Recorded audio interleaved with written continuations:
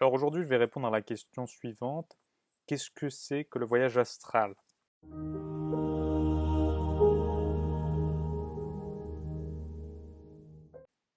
Alors, le voyage astral, aussi appelé la sortir du corps, c'est un phénomène qui consiste à sortir hors de son corps via le corps astral.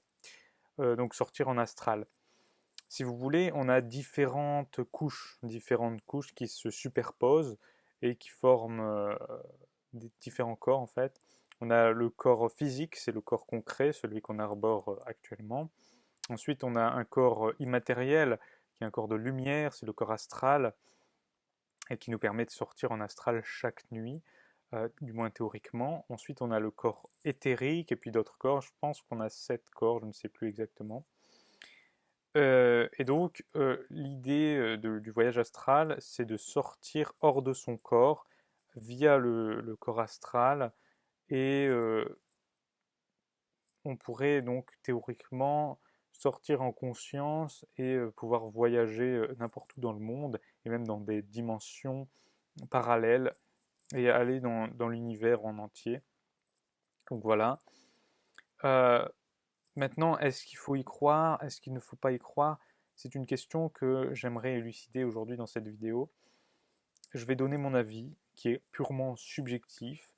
Je pense qu'il y a du vrai et il y a du faux. C'est un peu comme partout. Les idées, elles ne viennent pas comme ça. Je pense que c'est potentiellement vrai. Donc j'ai lu différents ouvrages, dont un de Mark O'Byrne qui parlait de voyages astraux et de toutes sortes d'expériences paranormales un petit peu et de rencontres avec des extraterrestres. Alors c'est assez difficile à croire, c'est vrai. Donc je ne sais pas si tout est vrai ou tout est faux, ou il y a du vrai ou du faux. Enfin, voilà, c'est très difficile à dire. Maintenant, ça remet tout le temps la réalité en cause. Et ça reste un ouvrage intéressant, même si c'est peut-être de la fiction. Maintenant, je ne suis pas là pour dire si c'est vrai ou faux. Je suis là pour, euh, pour vous dire de vous forger un avis par vous-même. Mais voilà, ça parle de sortir du corps, et donc les sortir du corps se font via le corps astral, comme je l'ai dit, qui est relié au corps physique via une corde d'argent qui, d'après certains, se situerait au niveau du nombril, d'après d'autres, comme Mark O'Byrne par exemple, se situerait plus au niveau de la nuque. Euh, et donc, le corps astral, c'est un petit peu l'âme du corps. Donc on pourrait sortir en toute conscience de ce corps physique avec de la préparation, ou bien certains y arrivent naturellement. Personnellement, comme je l'ai dit dans d'autres vidéos à ce sujet-là, j'ai ressenti, en essayant de faire des voyages astraux, des sensations très particulières comme des vibrations, etc. C'était la première phase de décorporation. Maintenant, je ne suis pas arrivé à sortir totalement de mon corps, donc je ne peux pas dire si cela est vrai ou faux. Ce n'est pas avéré d'après moi. Maintenant, il y a des expériences scientifiques qui essayent de prouver ces dires, ces théories, et donc qui admettent plus ou moins quand même que ce sont des vérités. Voilà. J'ai lu également d'autres ouvrages, comme des ouvrages de Jan Roberts qui datent de 1900 et des, et ça parle de médiumnité, de sortir du corps, et d'un esprit qui s'appelle Seth, qui parle à travers l'autrice, Jan Roberts, et on a les paroles exactes de cet esprit, donc c'est très intéressant, et ça donne envie de lire.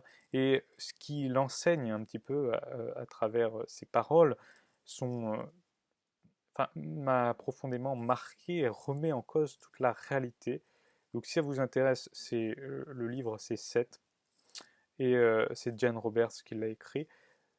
Mais maintenant, voilà, il y a beaucoup d'ouvrages qui remettent tout le temps en cause la réalité. Moi, je suis quelqu'un qui se pose énormément de questions, donc je ne peux pas dire si c'est avéré ou non.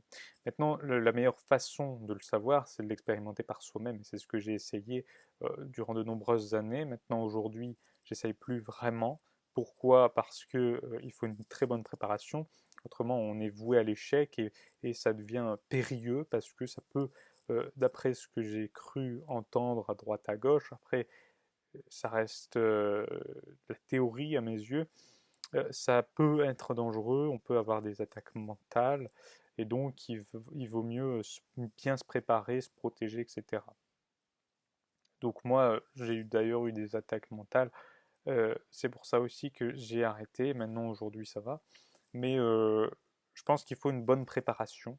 Et pour ce faire, la méditation est notre premier allié, afin de bien s'ancrer. Donc je pense que je ferai des vidéos prochainement sur la méditation pour la faire revenir dans mon quotidien et pouvoir mieux me recentrer. Voilà. Maintenant, dans notre société, dès qu'on parle de spiritualité, on fantasme directement sur ce qui est de l'ordre de la médiumnité, des voyages astraux, ce genre de choses, des choses un peu plus concrètes, entre gros guillemets, c'est-à-dire des choses qui paraissent folles et qui nous montrent voilà, des choses vraiment intéressantes. Et on parle peu de méditation, alors que ça reste un fondamental, même si c'est beaucoup moins fantastique au premier abord. Donc voilà, si vous voulez faire un voyage astral, bon, certains y arrivent naturellement, mais est-ce que ce ne sont pas des hallucinations? Est-ce que c'est la réalité? Je pense qu'il y a un peu des deux. Ça dépend des personnes, ça dépend de beaucoup de facteurs, mais voilà. Maintenant, c'est mieux de bien se préparer, hein. J'ai lu d'ailleurs un livre qui s'appelle Les secrets du voyage astral, donc par Laura Tuan, voilà, où là on a différentes techniques de préparation. Il y a beaucoup d'explications pour bien réussir son voyage astral. Est-ce que c'est un livre intéressant ou non? Je ne sais pas trop le dire, étant donné que je ne sais pas vraiment si ça existe ou si ça n'existe pas, même si pense que ça existe certainement, hein. Je ne reviens pas remettre ça en doute, mais j'aime bien me questionner, remettre tout en doute finalement, oui. Donc c'est pour ça que je me questionne aussi. Donc forgez-vous votre avis par vous-même. Essayez peut-être d'expérimenter si vous le sentez, si vous avez envie de bien vous préparer, etc. Et voilà, sur ce, je vous souhaite une très bonne journée, une très bonne soirée peut-être, une très bonne continuation. Et n'hésitez pas à vous abonner et à mettre un like si vous avez aimé cette vidéo. Merci à tous les nouveaux abonnés également, ça me fait chaud au cœur. Et je vous souhaite donc une bonne continuation, à très vite.